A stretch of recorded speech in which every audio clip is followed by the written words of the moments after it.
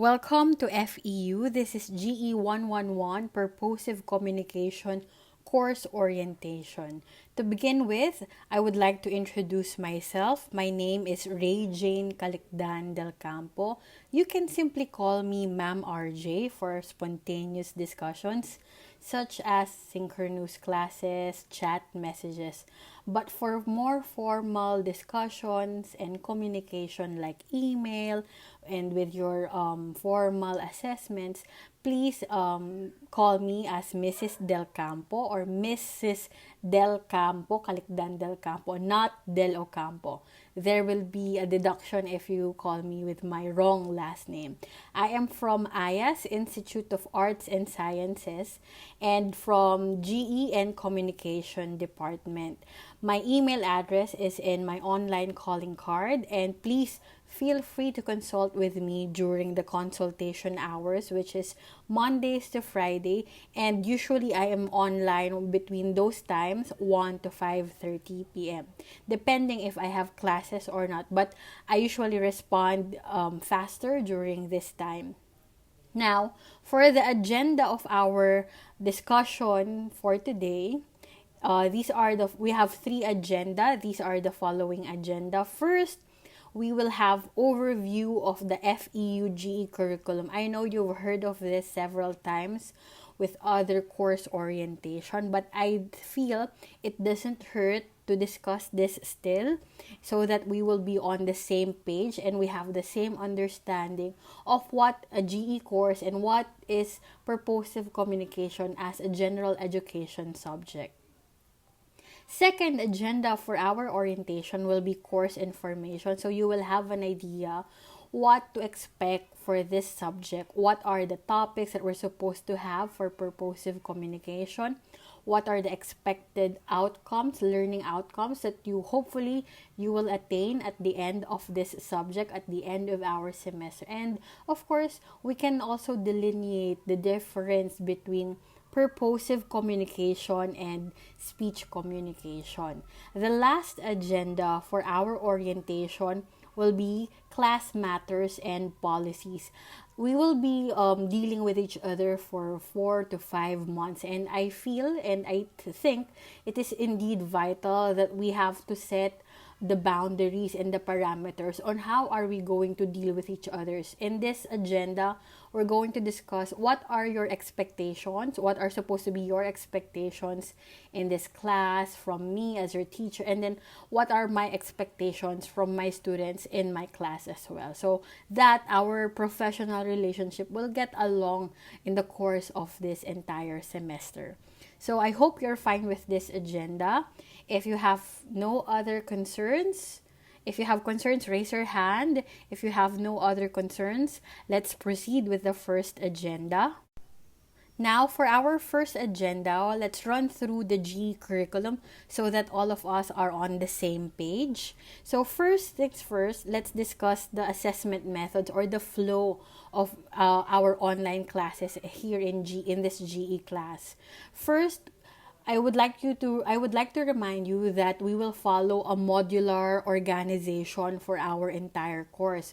When we say modular, there are specific modules that we will have for this entire course. And then there will also be weekly tasks in each of the modules.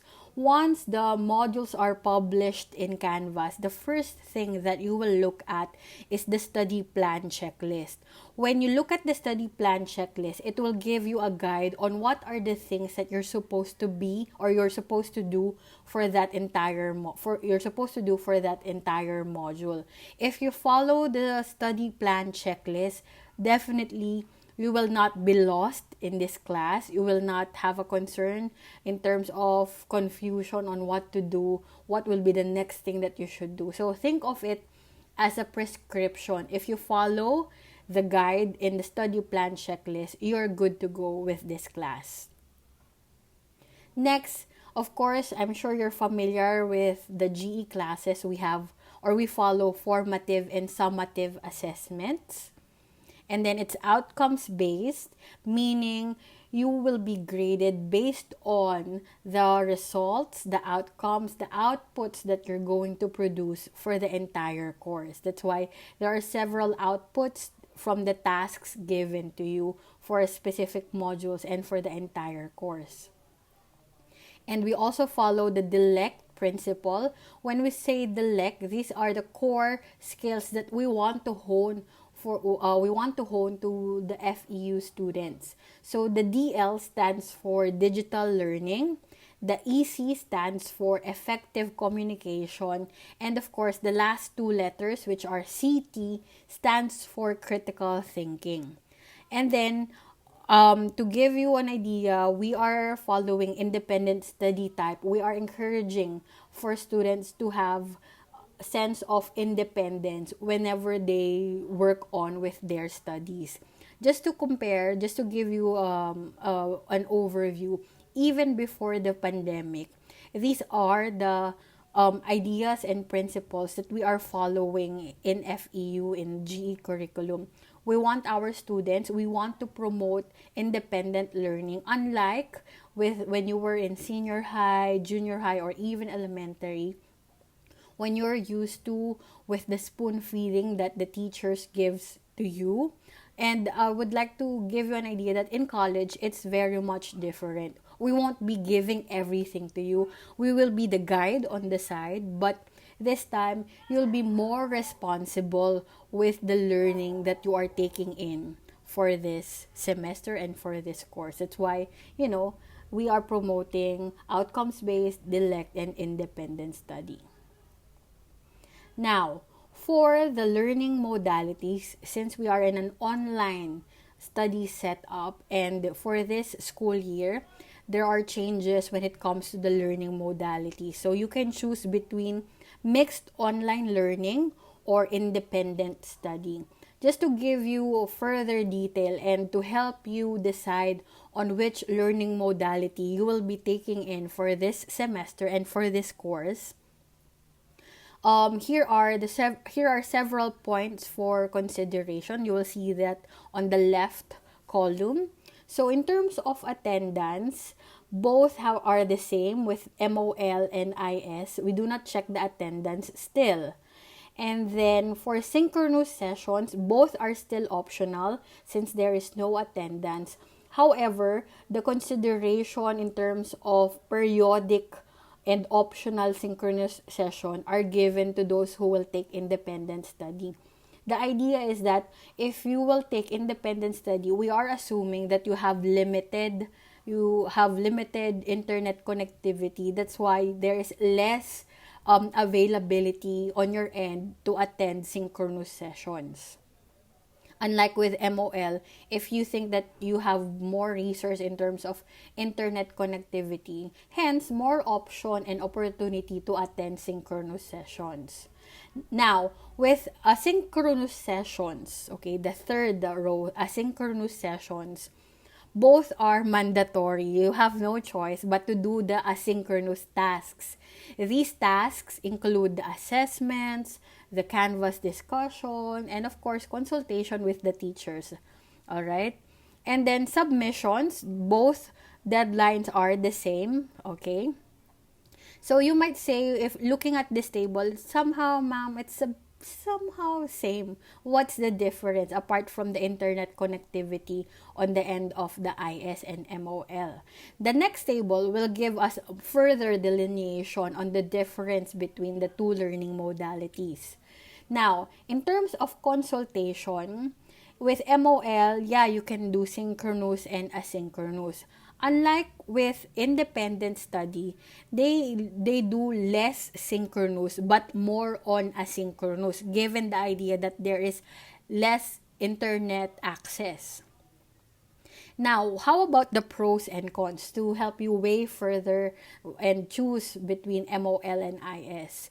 But in MOL, if you're the type of student who wants, to feel a sense of belongingness, there is class involvement as one of the pros. And then there's also an opportunity for immediate response, since you partake in synchronous session, and there's immediate opportunity for the teachers and the classmate to respond on your learning needs.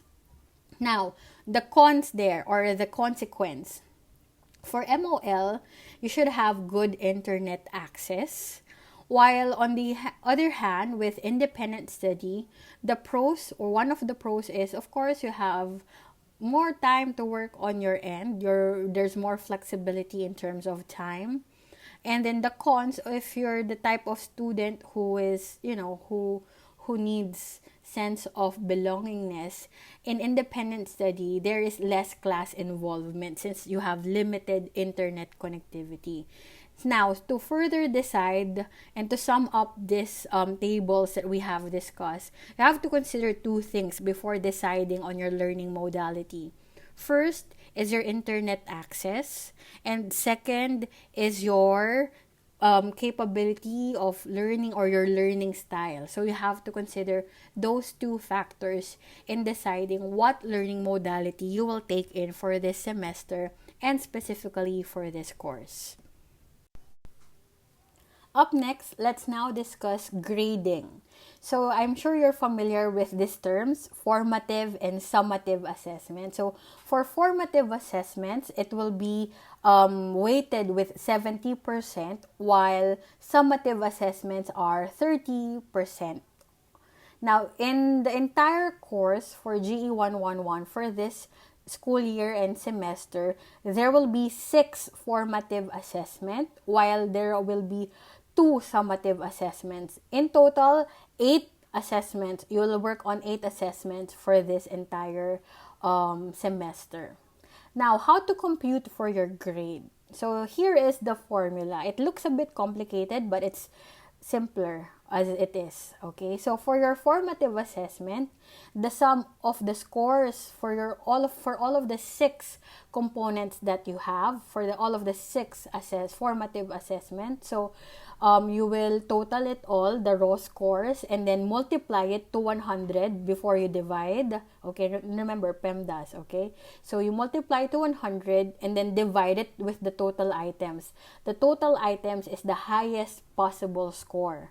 And then, after you have attained that, you multiply it to 0.7 since it's 70%. Okay?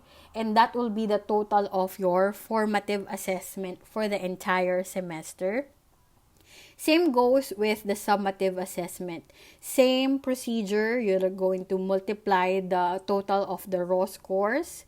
Then you divide it with the highest possible score and multiply it by 30%, hence the 0.3 here. And then that will be the equal of your summative assessment. So the product, or the output for the FA is the F. You will add it with the SA, which is the S. And that will be your numerical grade. Alright, so do not compare your grade with what you see in Canvas, because in Canvas, it simply adds up all without the weighted average of 70% for FA and 30% for SA. So you might be confused, and you might get a different output if you do it like that. So make sure when you practice this formula, you consider if it's a formative assessment or a summative assessment. But actually, to put it simpler, summative assessments are those that we have in periodic evaluation. One is midterms, and then the second summative assessment is for finals. And then once you get the numerical mark, you want to know if you will pass or not for this subject. The passing mark is 50%. Okay. Do not be disheartened if you get around 70, 60, 80. Okay. Not anything lower than 90 or anything. Because it's very much different with what you are used to, with the grading system that you are used to with other schools. And even from our parents, during their time, they're used to with the grading system, which is the idea wherein, for example, you got 75, you got 70, that's pasang-awa or that's palakol. That's what we have in Philippine culture, right?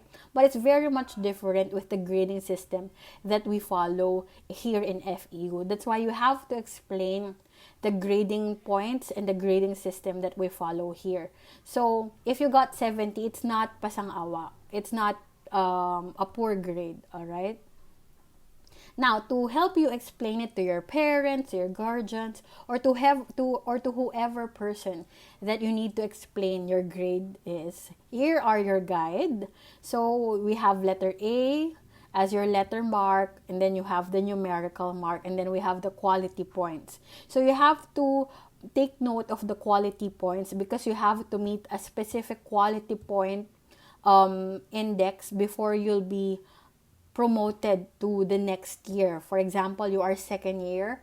Before you'll be promoted to third year, you need to meet a certain quality point, okay? And we do not want to go short with this one, or else you'll be a PINRA or program non-readmission. You will not be admitted in your program, or UNRA, which is worse than PINRA.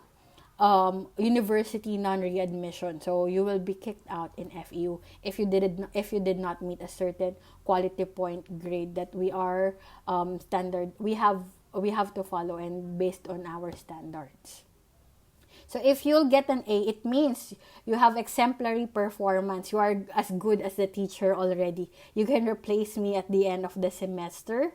And then if you got the B+, it's a high level of performance. It's around 85 to 91.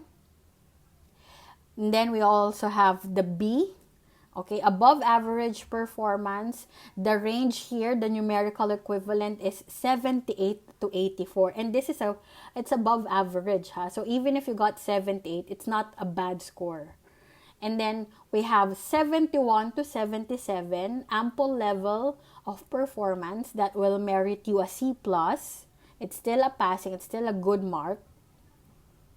And then we have the C, which is sufficient level. It ranges from 64 to 70.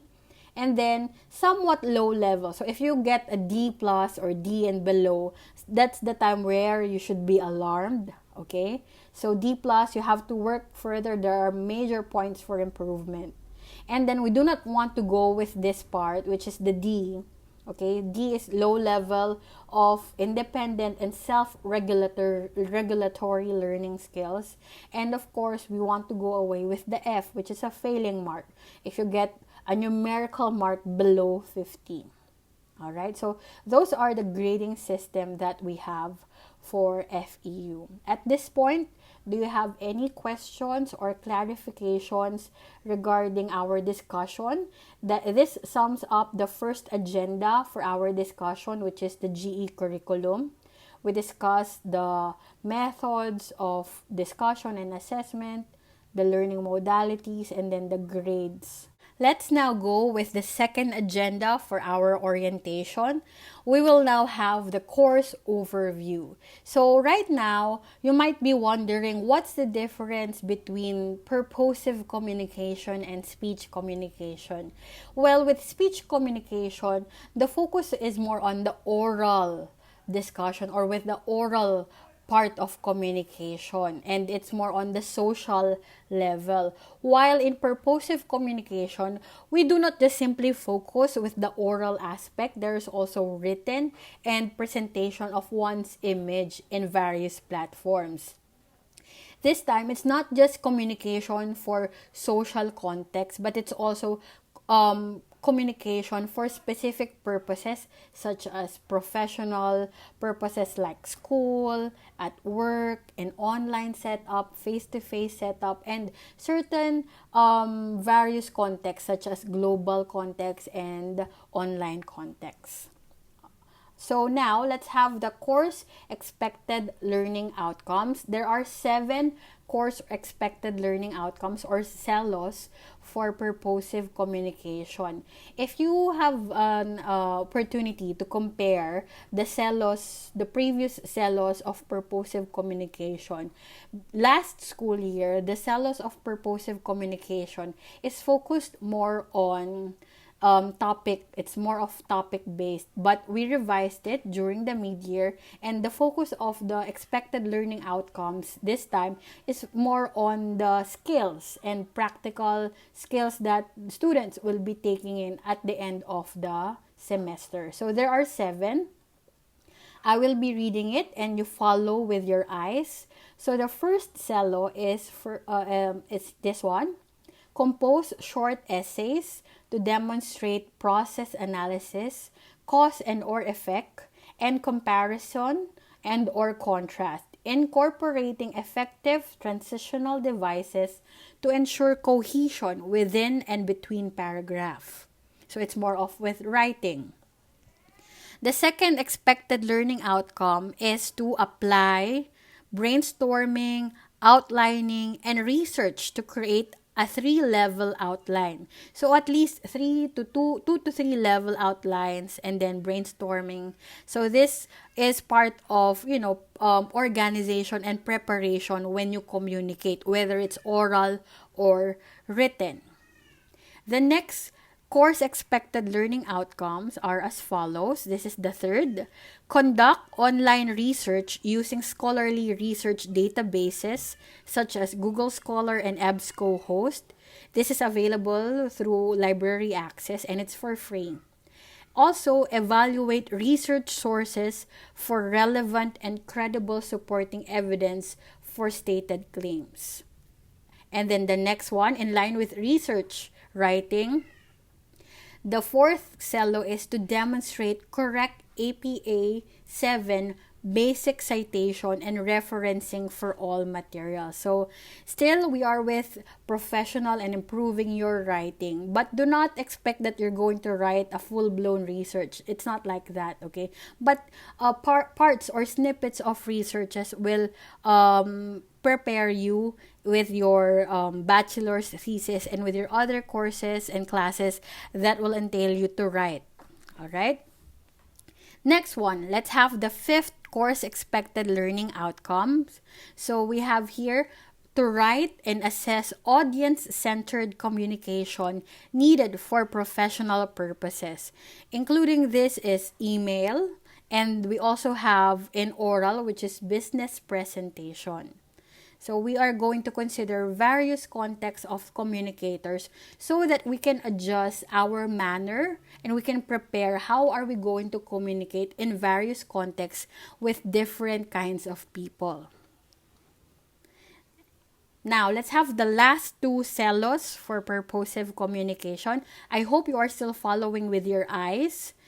The 6th one is to build and present one's professional image online and in-person engagement. So, professional image not just through your social media platforms, but through other platforms, professional platforms. And of course, in-person engagements like face-to-face communication, and that we are hoping to happen in the future once everything is better. The last course expected learning outcome is to perform clearly and confidently in a formal setting using vocal variation by demonstrating verbal responses that illustrate attention to the question asked by and answering each question satisfactorily. So, the last expected learning outcome is focused more on verbal communication, professional verbal communication to be more specific. And I think the last assessments, then the final assessment will definitely focus in improving your confidence in terms of speaking, in terms of persuasive speech, and of course, being able to critically respond to questions once you are asked.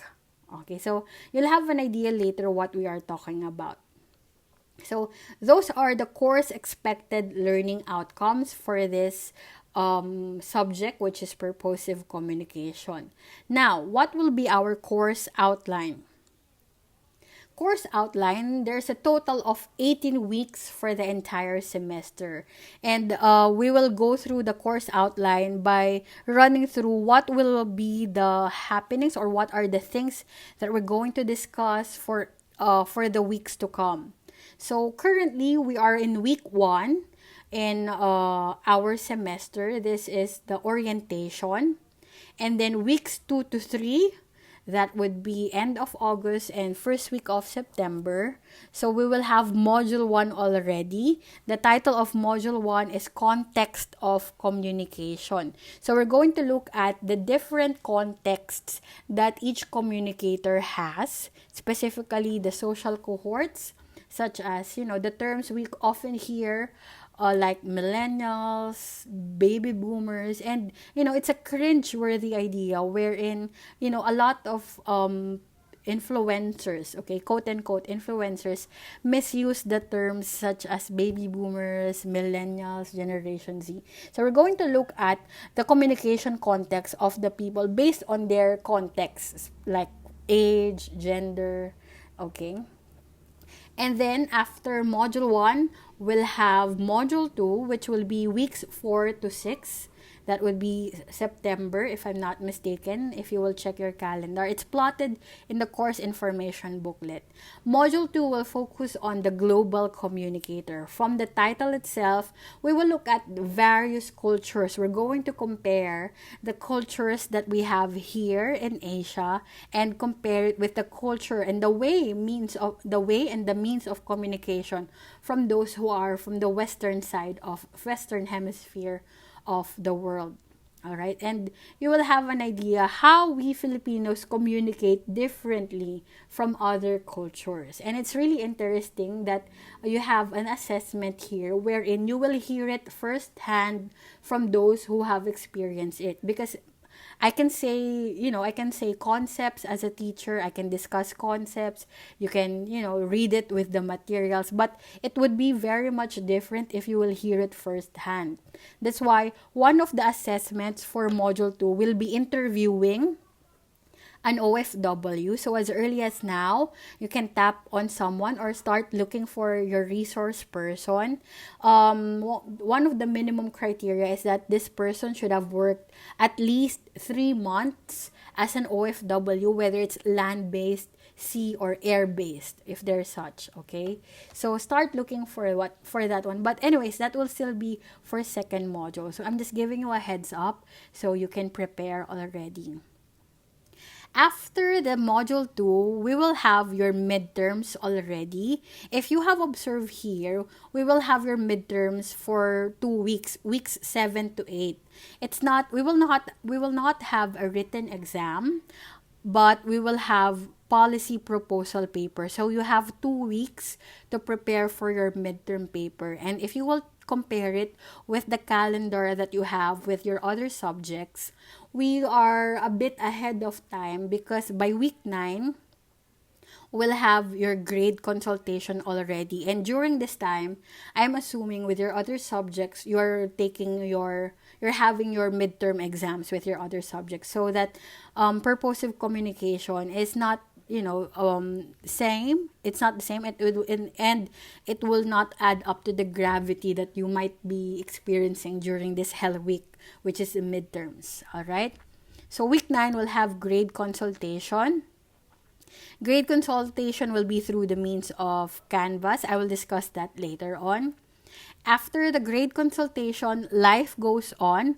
We will move on with module 3, which is week 10 to 11.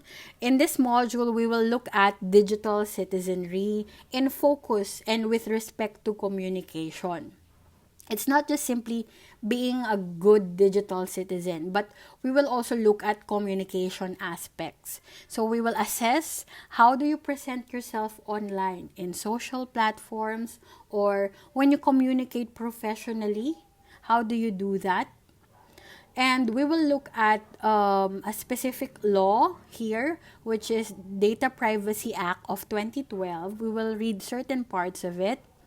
And it would be also interesting that I will be sharing with you a specific film about social media, how social media, works in our life. It's a docu-series, it's a docudrama, so do not expect Angelina Jolie or Liza Soberano to be there as a film. But I'm promising you that it's a life-changing docudrama, and personally it's one of my favorite series.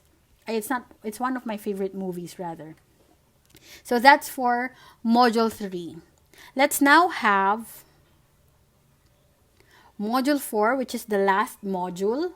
So, module 4 will be communication in the 21st century under the new normal. If you will observe here, it has 4 weeks. So, weeks 12 to 15. The entire November, most of the November, will be allotted for module 4.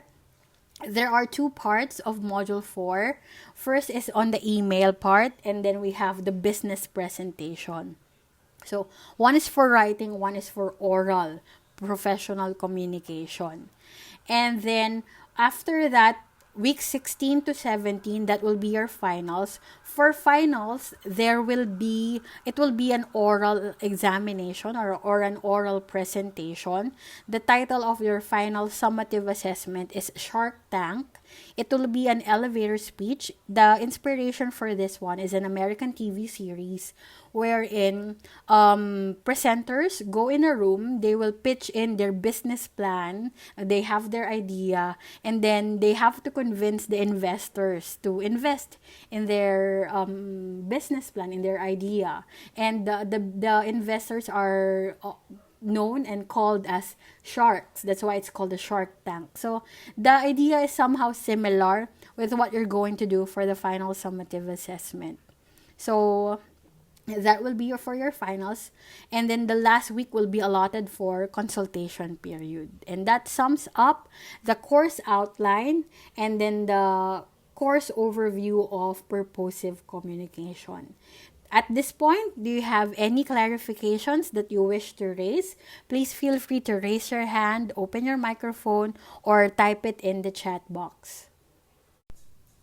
Let us now proceed with the third and last agenda for our orientation. So I hope I'm not boring you to death. I hope you're still with me listening and all ears. So the third agenda will be divided into subcategories. So class matters and policies, we will have communication and relationship. How are we going to deal with each other professionally? And then submissions. We also have grades and consultation. And lastly, other helpful materials or certain addendums that will help you course through with your journey in purposive communication class. So let's now begin with the first subtopic, which is communication and relationship. Okay, so I might be too detailed with this one, but I hope you understand why I am detailing this with this one, because we have to set boundaries and we have to set expectations from each other since we're going to deal with each other for more than 4 to 5 months. First up is discussions. So I am hoping that you will be participating regardless if it's synchronous or asynchronous, and your learning modality, whether you're MOL or IS, it's your job as a student to participate. The kind of learning that you will have depends on the grit / passion that you will have for this course. So it's up to you on what sort of effort and passion you will give in for this course and for your other courses. So I would just want to be clear that you are expected to participate regardless if it's synchronous or asynchronous discussions. Next one, contacting the teacher, which is me. How am I expecting you to contact me? So please, let's practice professionalism. And here is a suggested guide on how you can, communicate. For example, through email or through Canvas message. How can you communicate with me? And I'm hoping you will also apply this with your other subjects, even with your classmates, for easier communication purposes. First, here is the guide, okay? This is just a a suggestion. It's up to you on how you will still communicate at the end of the day. First is the greeting. So do not forget to greet the person you're talking with or you're talking to. So example here is good day, ma'am RJ. Introduce yourself. So you have to identify yourself from what is your course and your section. So the example says, I am Nicanor Reyes from your GED111 Purposive Communication Section 18. Do not expect that your teacher, your classmates will easily identify you. That's why it's important that you provide an introduction of yourself. And then go straight to the point. What is the purpose of the message? Do not beat around the bush. Not everyone has a luxury of time to read lengthy messages or lengthy emails. If you can be concise, the better.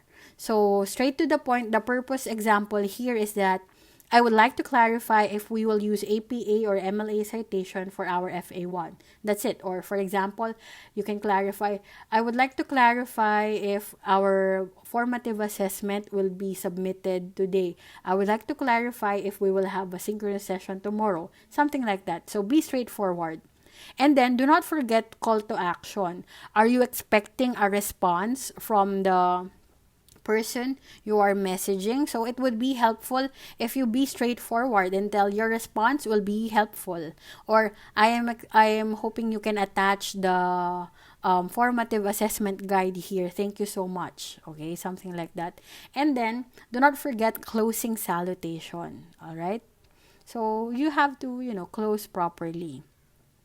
So this is a guide on how you will contact your teacher. Next up, communication platforms. We have various communication platforms, and based on experience, it's really tiring to hop from one platform to another and just, communicate. I think it would be helpful if we segregate and we define how are we going to use the various platforms that is available for us here in FEU. So first is MS Teams. You will see here, MS Teams is used for synchronous sessions and concerns that may benefit the class. So if you have questions and you think that your question will benefit the entire section, why not ask it in MS Teams through MS Teams chat. Next, we also have your favorite and everyone's favorite, since we do not have a choice, which is Canvas. So work submissions are submitted in Canvas, whether it's the Canvas discussion or your assessments. Actually, all of your assessments will be submitted in Canvas. I would like to be organized. I would want all of submissions to be in Canvas. I will be disregarding your submission if it's through MS Teams or through email if I did not allow you to do so. Because in Canvas, it's a lot easier because there's speed grader, the rubrics are there, the files are already there. And then announcements are also through Canvas. So you will be receiving synchronous class invitations through your email. And I will also be sending Canvas announcements so that everyone will have a heads up on what's happening in our course. And grade consultation will also be through Canvas. The initial grade consultation will be sent through Canvas. And then the synchronous consultation will be through MS Teams. And if you have personal concerns that you think, you feel that it would be between you and me, it can be through Canvas messaging or through email. All right. So other personal concerns that you wish to update your teacher, it can be through Canvas or through email. My response time are usually between 3 to 7 days. If I'm online, which is between 1 to 5:30 p.m., I can respond to you. But if there are times that we will be busy, and I hope you will understand, this is my usual response time, 3 to 7 days. If I do not respond to you after 2 days, please be patient with me and wait up until 3 to 7 days. Your understanding and patience would greatly be appreciated. Now, you might be asking, what are the reasons or instances wherein you have to send personal concerns to me? So, these are the possible cases, and hopefully, you will not experience these. Okay?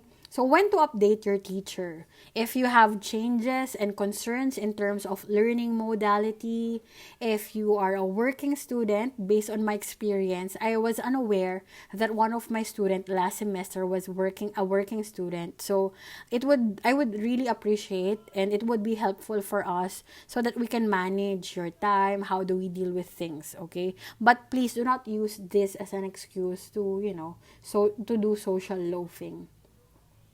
And concerns such as living abroad, you're having a hard time with the schedule, or transient scenario. For example, you have to move from a place here in the Philippines to another place, and then you have to experience certain protocols like quarantine. You have concerns regarding certain lockdown in your area. So please inform me, all right? Ahead of time if possible. And then, of course, we do not want to for these things to happen, but just in case it happens, if you have health or death concerns, update me ahead of time, okay? I'm a reasonable person, so please let me know. And then let's move on to the next. We are still with communication, okay, and relationship matters. There are so many things to sort, but I think it would be helpful if we will discuss this as early as now. Language in class, okay? Since purposive communication is in English, most of the students think that I will be limiting you with English only. But, I'm a nationalist person, and I believe that it would be helpful to cultivate our own language as well, okay? You can be a professional communicator even in Filipino language. So, I have no concerns if you will opt for English or Filipino. The only catch here is that you are not encouraged to do code switching. When you say code switching, you're doing Taglish, okay? Nagpapalit ka from English to Filipino, like what I'm doing, okay? Nag-Filipino ako, and then nagtagalog, okay? In your formal outputs, whether it's written or output, I hope you will be straight English or straight Filipino. Okay, as long as you're comfortable with that language, I have no problem with that. But with informal communication such as synchronous classes, chats, pwede siguro I will allow you to do code switching. But I hope you understand the idea why I am discouraging code switching is that for you to be fluent and better in a certain language, the more practice that you do with it, the better. Hence, I will not prohibit you whether you want it in English or in Filipino. Kung mas matatasan nyo or at mapapainam nyo ang inyong pagiging Pilipino sa pagsasalita ng ating wikang Pilipino, walang problema sa akin yon. Alright, so that's code switching. Okay, but I hope you're getting my point here. I hope you're following my idea. Alright, so let's now move on to the next, okay, in terms of communication. This is the last point for communication and relationship. Let's now talk about online class etiquette. Whenever we have synchronous engagement, such as what we are doing right now, I hope you'll be guided with the guidelines on how you're going to behave and act out in synchronous sessions. So there are 6. I will be reading the details and then provide specific emphasis. And I hope you follow with your eyes. So the first one is be on the know. Familiarize yourself in Microsoft Teams, Zoom, and Canvas chat applications. Check class schedules and announcements regularly. So, most of the time with our classes, you will be seeing invitations and announcement in Canvas. So, make sure that you get yourself familiarized with the schedule that we have for synchronous session. So, double check your MS Teams calendar and announcement in Canvas. And in cases wherein Microsoft Teams is down, our plan B and C are Zoom and Canvas blue button. Okay, but so far, based on experience, MS Teams is good. Second, online class etiquette. Be on time. Yes, please. I'm the type of person who hates latecomers. Even at times I am, but we have to provide value with the time of other people. That's why you have to prepare 10 minutes before the time of the online synchronous class. For example, our class time is 1:30. We will begin exactly 1:30 unless there are those who provided an immediate feedback that, ma'am, can you please wait for me at least 5 minutes? Sige. But usually we begin on time. Class schedule will be followed in synchronous engagement. So, double check our class time in your certificate of registration. Third, class etiquette is, of course, check your tools, double check your camera functions and video background for unnecessary online exposures. We're all familiar with that one wherein, for example, your father is walking behind you half naked. So, let's simply extend our understanding on those cases, and then if that happens with you, you prepare yourself in turning off your camera in such cases. Most of the time you are not mandated to open your camera, but there are sessions wherein I will give you a heads up that camera is very much needed and part of our discussion. Next one, mute your microphone by default, and if you are experiencing unavoidable background noise, such as in my case, there are dogs barking, ambulance, you're hearing, okay? So if you are experiencing unnecessary noise, you may mute it. And then choose a good steady location and position in terms of internet connection, noise, and focus. So I'm sure with the 1 year of online classes that you have experienced, or more than 1 year, you have to find that specific spot in your home, in your house, or that specific study location wherein you feel more comfortable and you are more productive. Next one, respect. Okay, so ask permission before doing screen capture and recording the discussion to the teacher. Well, most of our synchronous engagements will be recorded, but with your permission. And if you're going to record, for example, you find one of your classmates cute and you want to show it to your friend, to your neighbor, to your family member, it goes against Data Privacy Act. Okay, so we're going to discuss data privacy in module 3. Second bullet, wear proper attire which is presentable and professional looking. Avoid distractions for on-camera session. So, I'm assuming you're young adults. I will give the responsibility, the task on how you will define what is a proper attire. All right?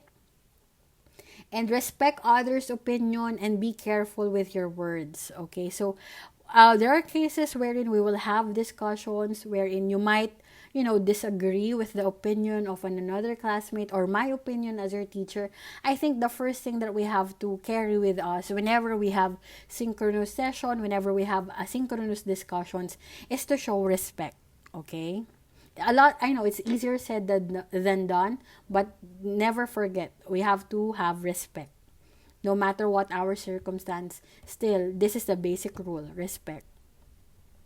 Number 5, limit. Okay, these are the things that you have to, be wary and limit. Okay, such as use of mobile phones and other gadgets during synchronous online classes. There is time for your gadget, for your other gadgets. There's a time for online shopping, for Facebook or other social media platforms or online games. Okay, it can wait.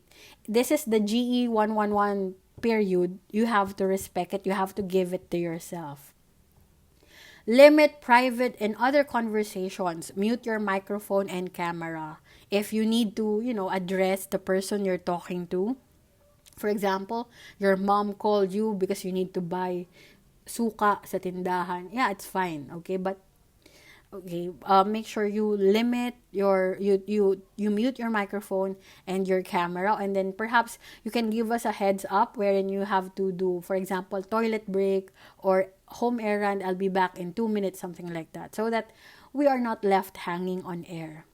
Limit food intake to light snacks and hydration fluids only.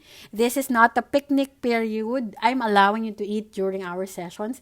I will give you a heads up wherein where you can start eating and do your snacks during our synchronous sessions. But please, focus more on the topic rather than the snack that you have with you. Fluid hydration, you can have water, tea, coffee. Okay, what is I feel that you can intake what is more healthy. Okay. Last, for online class etiquette, be a responsible student. I know you've heard this 1,000 times already, but I wouldn't be tired in repeating this more than 2,000 times again. Okay, so be ready to take notes. According to research, if you are taking down notes, that would be better for retention and learning rather than simply screen capture and just simply looking at PDF files. Trust me on this, okay? Second, participate fully and be focused.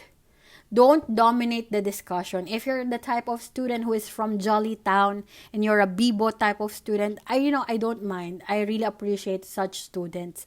But be sensitive if other classmates would want to talk as well. And then do ask questions and clarifications. Do not be shy. Do not be afraid if you have certain clarifications. There's no such thing as a stupid question. So, okay, walang problema yon. Last one, keep up with the readings and other input materials. So, as long as you follow the study plan checklist, you will not get lost in this course. So that's it for the first subpart of class matters, which is communication and relationship. Before we move on, do you have clarifications? If none, let's move on. For submissions, let's now discuss labeling your submissions. It's important that you label your submissions so that they will not be lost, even if you will submit them in Canvas, wherein in Canvas you're allotted a specific assignment notification. So still, it would be helpful if you label and organize your files and your submission. So here is a suggested format. So last name and first name underscore section number underscore the assessment number. So here's an example. So Reyes Nicanor underscore section 143 underscore SA1. So that's how you label your submissions. I think it's very much important to provide labels so that you are more organized in a sense as a student. Okay. Next, we have submission and deadlines. So most deadlines will be in, all deadlines rather, it will be in Canvas and will mostly be at 10 p.m. Okay, so take note of the following ideas. Submissions beyond the deadline will be accepted and it will be considered as late submission. Next, late submissions will only be accepted until 4 days after the deadline. So beyond 4 days of late submission period, that your submission will no longer be entertained unless you gave me a heads up that you have a specific concern that is acceptable. Submissions beyond the 4 day will not be accepted. And all submissions will be through Canvas unless I told you that you can submit through other platforms. So 10 p.m. I'm not a fan of the 12 midnight club. Beyond 10 p.m. let's rest and give yourself some time to replenish your neurons. Most of the submissions will be second day or second session of the week, but it depends on the gravity of the formative assessment. I sometimes extend the deadline up until Saturday, but still it depends on the kind of the assessment. But generally, most submissions will be second period of the week. For example, we meet every Wednesday, Saturdays. So second period is Saturday, okay? And that's when your deadline is, which is 10 p.m. of Saturday. Now, if you cannot help it, you have an unforeseen circumstance and you submitted late, okay? So here are the certain consequences of late submission. So the deduction grades are as follows. So from 0 hour to 1 day, for example, you submitted 10:05. That's still considered late, and it will incur 20% deduction. 2 days, 40, 3, 60, 4 days, 80%. And here's an example computation. So 50 points, for example, the highest possible score is 50, and upon grading your submission, you got 40 as your raw score. Okay, so the 20%, we will get the 20% of 50, that is 10. So we will subtract it from your score. 40 minus 10, it's 30. And then the rest will follow. So 40% is 20 points. So 40 minus 20, that's 20 points in total. 40 minus 30, that's 60%, 10, so on. If you got 80% deduction, that's 40. So 40 minus 40, that's 0. So that's for submissions and deadlines. I hope that's clear with you. Let's now move on when it comes to academic integrity of your submission. So we say no to plagiarism and yes to citation.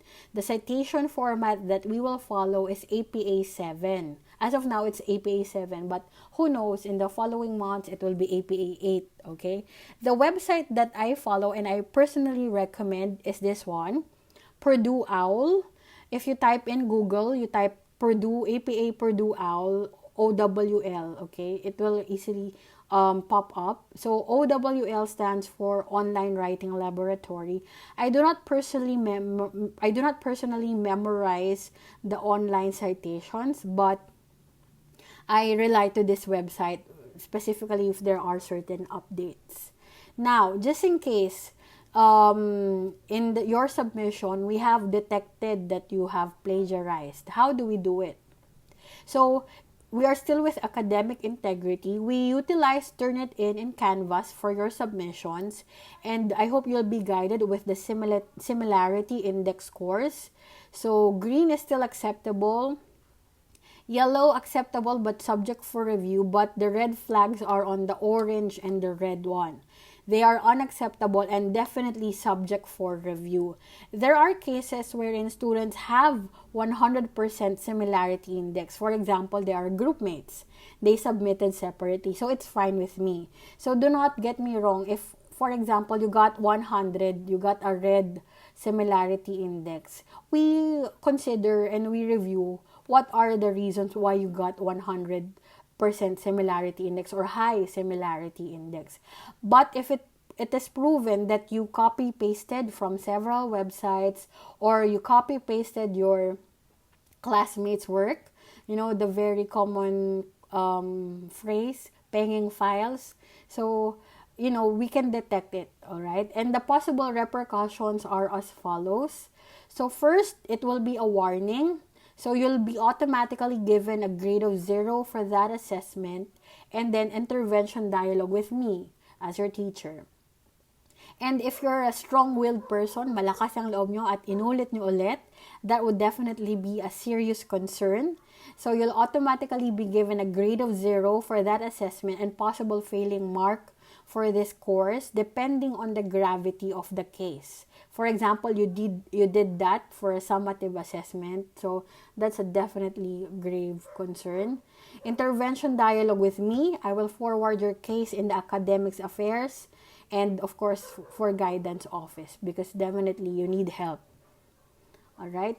Now, in terms of improving your work, in Canvas submissions, there are multiple attempts. So I would like to clarify that in your formative assessments, you are given up to 2 attempts before the deadline. So if you wish to improve your formative assessment, that would be fine with me. I'm encouraging you to do so. And there are cases wherein I have time. I usually check first 5 to 10 papers if I have time, and then before deadline you can still resubmit. Okay, you can use the second attempt for your submission.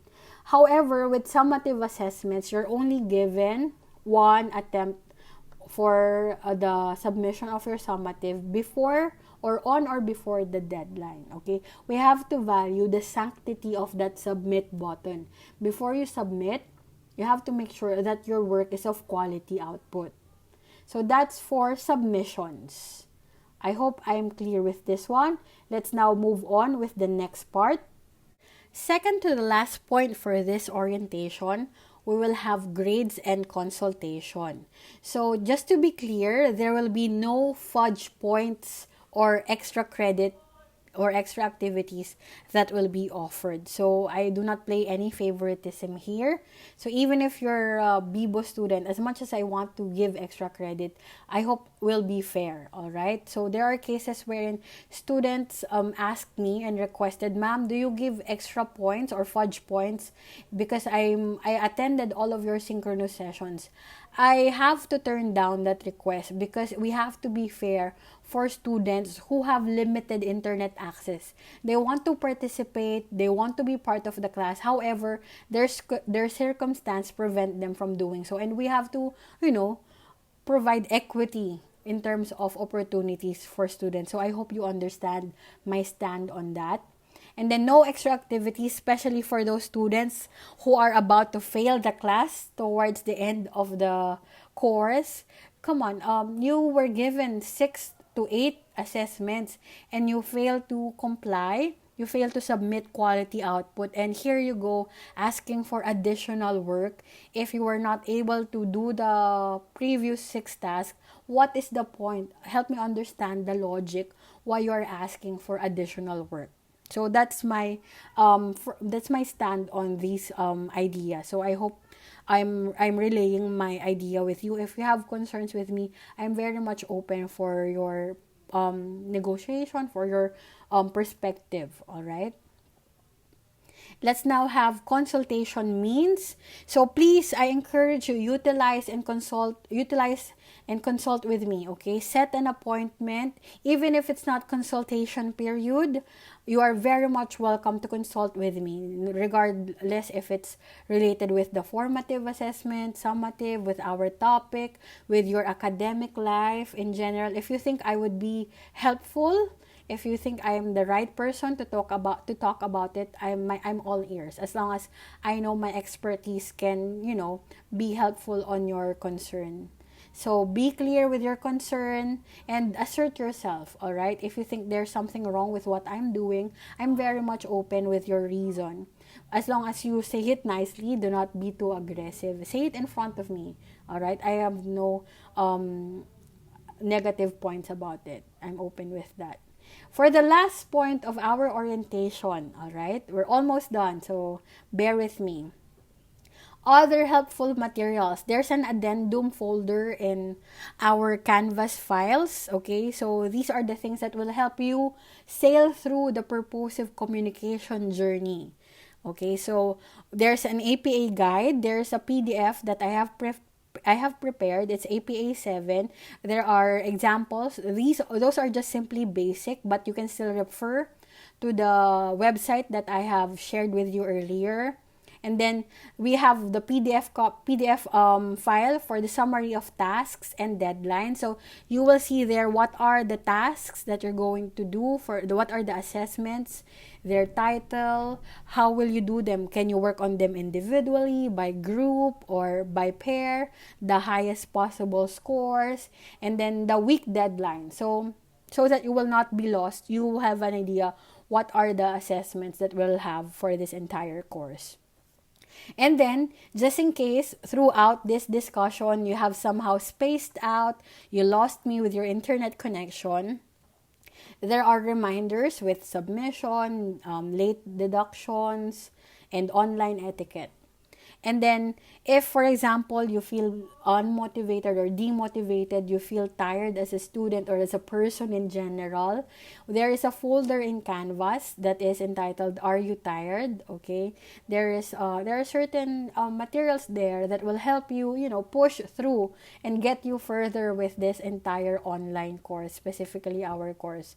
So there's Zumba there if you want to dance yourself through your pain and your agony as a student. We also have meditation exercises, songs that will encourage you, writings that will encourage you why do you deserve to struggle as a student. So those are the things that will help you course through this semester. I know it will be a tough journey, but I am here and your classmates are also with you. So let's course through this entire purposive communication journey together. So at this point, do you have any clarifications and questions? The floor is now open.